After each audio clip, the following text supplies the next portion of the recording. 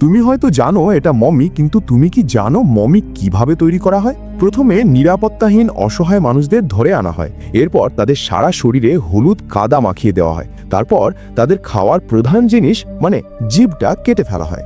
এরপর বড় সাদা কাপড় দিয়ে তাদের এমনভাবে আষ্টেপৃষ্ঠে পেঁচানো হয় যেন মনে হয় কোনো পুরনো পঙ্গু রোগী। তারপর রীতিমতো প্যাকিং করে পার্সেল পাঠানোর মতো তাদের প্রস্তুত করা হয়। আর শেষ ধাপটা হলো সবচেয়ে ভয়ঙ্কর। এর ভেতর ঢুকিয়ে দেওয়া হয় অসংখ্য উড়ন্ত বিষাক্ত মাকড়সা। এই পোকাগুলো এতটাই ভয়ঙ্কর যে একবার কাউকে টার্গেট করলে তার শরীর বিকৃত হতে শুরু করে, আর শরীরের ভেতর থেকে কিলবিল করে বেরিয়ে আসতে থাকে আরও বিষাক্ত মাকড়সা।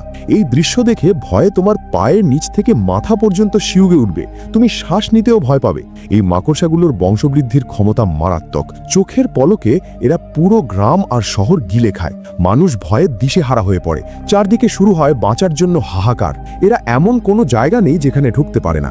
শহরের আনাচে কানাচে এদের রাজত্ব। মানুষ থেকে শুরু করে ফসল সব কিছুকে এরা নিমেষে সাবার করে দেয়, কেউ রেহাই পায় না। তুমি ভাবছো মাটির নিচের বেসমেন্টে লুকিয়ে বাঁচবে? একদম না। সেখানেও এরা মানুষের হাত দিয়ে সোজা চামড়ার ভেতর ঢুকে পড়ে আর সারা শরীরে ছুটোছুটি করতে থাকে। ভয়ে এক লোক তো পাগলের মতো লাফাতে শুরু করে, কিন্তু শেষ রক্ষা হয় না। বেসমেন্টের ভেতরে থাকা একজন মানুষও বাঁচতে পারেনি। সবাই চোখের পলকে সোজা পরপারের টিকিট কেটে একদম গরম গরম পার্সেল হয়ে যায়।